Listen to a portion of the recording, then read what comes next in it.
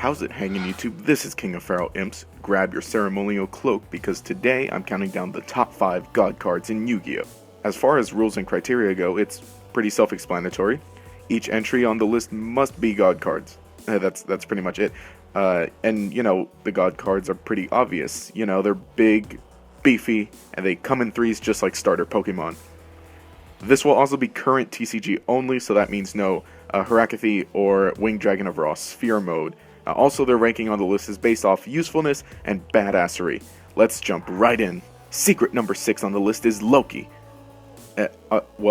Honestly, the only reason that Loki gets any sort of honorable mentions on this list is because of Tom Hiddleston. Ladies, am I right? No? Oh, okay then. Time for the real list. Number 5 is the Wicked Avatar. Now, in case you don't exactly know the Wicked God cards, they're basically evil counterparts of the Egyptian gods. This one is the counterpart of the Winged Dragon of Ra, which many consider to be the worst god card. However, the Avatar has a pretty good effect, as it stuns your opponent for 2 turns after it's summoned, and is always the strongest monster on the field. And I believe this is the only card with the effect like this, but correct me if I'm wrong. Even though this card is just a giant ball, it's pretty neat and it can still do some work. And of course, there are always some good fun jokes to be made whenever you summon it. Well, that is, until the Fire Nation attacks. Number 4 is Haman, Lord of Striking Thunder. Now, Haman is one of the sacred beasts introduced during the GX era.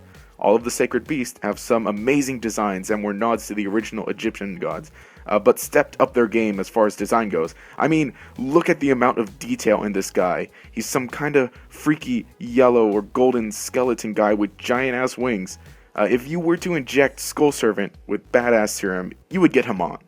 It's also a freaking 4,000 monster that can easily be summoned. Yeah, it's still not too viable in powerful decks aside from Crystal Beast, which are boss by the way, but it still deserves a spot here at number 4. Number 3 is Odin, Father of Aesir. Now, the Nordics were never really the best deck, but they're still pretty good. And if your boss monster is a freaking bearded guy with an eye patch, well, you know you're doing something right. The Nordic gods are specifically interesting since they're the first set of god cards to deviate from a relatively similar design. Viking gods are a breath of fresh air after having recycled dragon, demon, and whatever the winged dragon Ra and his things are. I mean, we got a chicken, and then a skeleton, and then a ball. They're all brothers. Don't question it. I'll tell you when you're older. Anyway, back to Odin. Odin benefits greatly from having an entire archetype to help easily synchro summon him. And being a synchro monster itself is also very beneficial, being able to sit in the extra deck until you draw and summon what you need to bring him out. The effect is pretty nice and powerful as well, being able to protect himself and then come back later should he be destroyed. Number 2 is Obelisk the Tormentor. Odds are, if you had a blue card with no clear effect, you were the coolest kid on the playground, even if it was a fake card from the swap meet.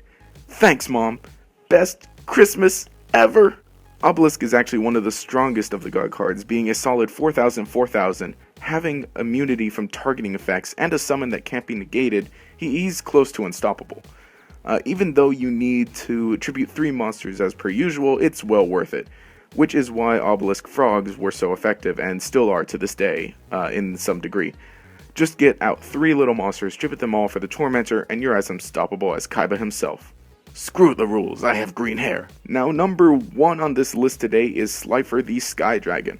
While Obelisk is the strongest all around, Slifer just has something Obelisk doesn't.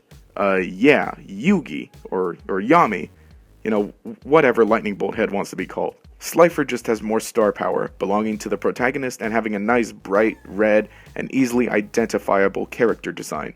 Slifer also just has some straight power overall. His attack is based on the amount of cards in your hand, and usually this would be difficult to get a decent amount of attack, but it can definitely be done, especially in the Agents build. Agent Slifer 007. No? Oh, okay.